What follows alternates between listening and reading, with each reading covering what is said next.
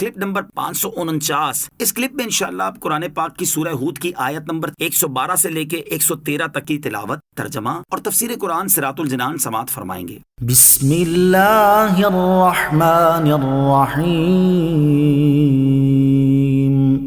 ترجمہ، اللہ کے نام سے شروع جو نہایت مہربان رحمت والا ہے۔ فاستقم کما امرت ومن تاب معك ولا تطغوا انه بما تعملون بصیر۔ ترجمہ، تو تم ثابت قدم رہو جیسا تمہیں حکم دیا گیا ہے اور جو تمہارے ساتھ رجوع کرنے والا ہے، اور اے لوگو تم سرکشی نہ کرو، بے شک وہ تمہارے کام دیکھ رہا ہے۔ فاستقم، تو تم ثابت قدم رہو، یعنی اے حبیب صلی اللہ تعالیٰ علیہ وسلم، آپ اپنے رب عز و جل کے دین پر عمل کرنے اور اس کے دین کی دعوت دینے پر ایسے ثابت قدم رہیں جیسے آپ کے رب عز و جل نے آپ کو حکم دیا ہے، اور آپ کی امت میں سے جو آپ پر ایمان لایا ہے اسے بھی چاہیے کہ وہ اللہ تعالیٰ کے دین اور اس کے احکام کی بجا آوری پر ثابت قدم رہے۔ حضرت سفیان بن عبداللہ ثقفی رضی اللہ تعالیٰ عنہ فرماتے ہیں کہ میں نے رسول کریم علیہ الصلوۃ والسلام سے عرض کی، مجھے دین میں ایک ایسی بات بتا دیجئے کہ پھر کسی سے دریافت کرنے کی حاجت نہ رہے۔ ارشاد فرمایا، آمنت باللہ، میں اللہ پر ایمان لایا کہہ اور اس پر قائم رہ۔ ولا تطغوا، اور اے لوگو تم سرکشی نہ کرو، یعنی اے لوگو جس کام سے اللہ تعالیٰ نے تمہیں منع کیا ہے وہ نہ کرو۔ تمہارے اچھے برے سارے اعمال اللہ تعالیٰ کے علم میں ہیں اور اس سے تمہارا کوئی عمل بھی پوشیدہ نہیں۔ تو اے لوگو تم اس بات سے ڈرو کہ تمہارا رب عز و جل تمہارے اعمال جانتا ہے، جبکہ حال یہ ہے کہ تم اس کے حکم کی خلاف ورزی کر رہے ہو۔ حضرت عبداللہ بن حذافہ رضی اللہ تعالیٰ عنہ کی اسلام پر استقامت۔ حضرت عبداللہ بن عباس رضی اللہ تعالیٰ عنہ سے روایت کرتے ہیں کہ روم کی جنگ میں دوسرے مسلمانوں کے ساتھ صحابی رسول حضرت عبداللہ بن حذافہ سہمی رضی اللہ تعالیٰ عنہ کو بھی قید کر لیا گیا۔ رومی سردار نے تمام مسلمانوں کو اپنے دربار میں بلایا اور حضرت عبداللہ بن حذافہ سہمی رضی اللہ تعالیٰ عنہ سے کہا، نصرانی ہو جاؤ ورنہ میں تمہیں تانبے کی دیگ میں ڈال کر جلا دوں گا۔ یہ سن کر آپ رضی اللہ تعالیٰ عنہ نے جواب دیا، ایسا ہرگز نہیں ہو سکتا، میں کبھی بھی نصرانی نہیں بنوں گا۔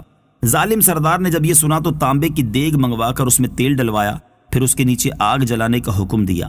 جب تیل خوب گرم ہو کر ابلنے لگا تو ایک مسلمان قیدی کو بلا کر کہا، نصرانی ہو جاؤ۔ اس مرد مجاہد نے انکار کیا تو اسے ابلتے ہوئے تیل میں ڈلوا دیا۔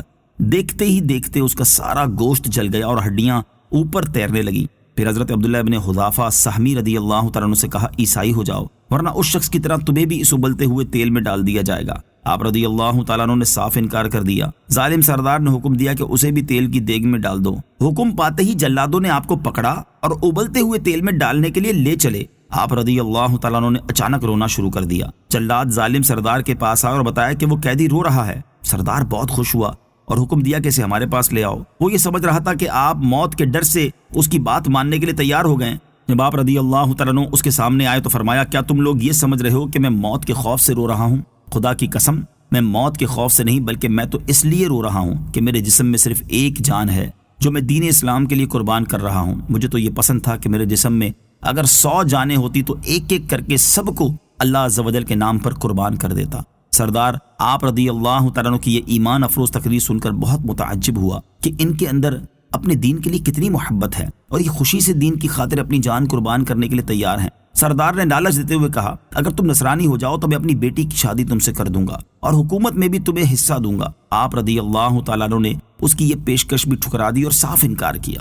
پھر اس نے کہا، اچھا اس طرح کرو کہ تم میرے سر پر بوسہ دو، اگر تم یہ کرو گے تو میں تمہیں آزاد کر دوں گا اور تمہارے ساتھ تمہارے 80 مسلمان قیدیوں کو بھی آزاد کر دوں گا۔ آپ نے فرمایا، اگر تم واقعی ایسا کرو گے تو میں تمہارے سر کو بوسہ دینے کے لیے تیار ہوں۔ سردار نے یقین دہانی کرائی کہ میں اپنی بات ضرور پوری کروں گا۔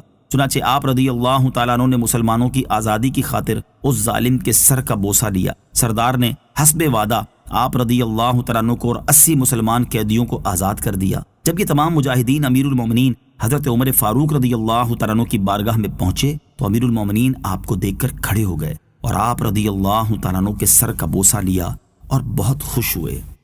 وَلَا تَرْكَنُوا إِلَى الَّذِينَ ظَلَمُوا فَتَمَسَّكُمُ النَّارُ وَمَا لَكُم مِّن دُونِ اللَّهِ مِنْ أَوْلِيَاءَ ثُمَّ لَا تُنصَرُونَ۔ ترجمہ، اور ظالموں کی طرف نہ جھکو ورنہ تمہیں آگ چھوئے گی، اور اللہ کے سوا تمہارا کوئی حمایتی نہیں، پھر تمہاری مدد نہیں کی جائے گی۔ وَلَا تَرْكَنُوا إِلَى الَّذِينَ ظَلَمُوا، اور ظالموں کی طرف نہ جھکو۔ رکون یعنی جھکنے کا معنی ہے قلبی میلان، اور جب اس پر اتنی سخت وعید ہے تو کافروں کے ساتھ تعلقات کی ان صورتوں میں کیا حال ہوگا جو قلبی میلان سے بڑھ کر ہیں۔ یاد رہے کہ طبعی میلان کی غیر اختیاری صورت اس آیت میں بیان کیے گئے حکم میں داخل نہیں۔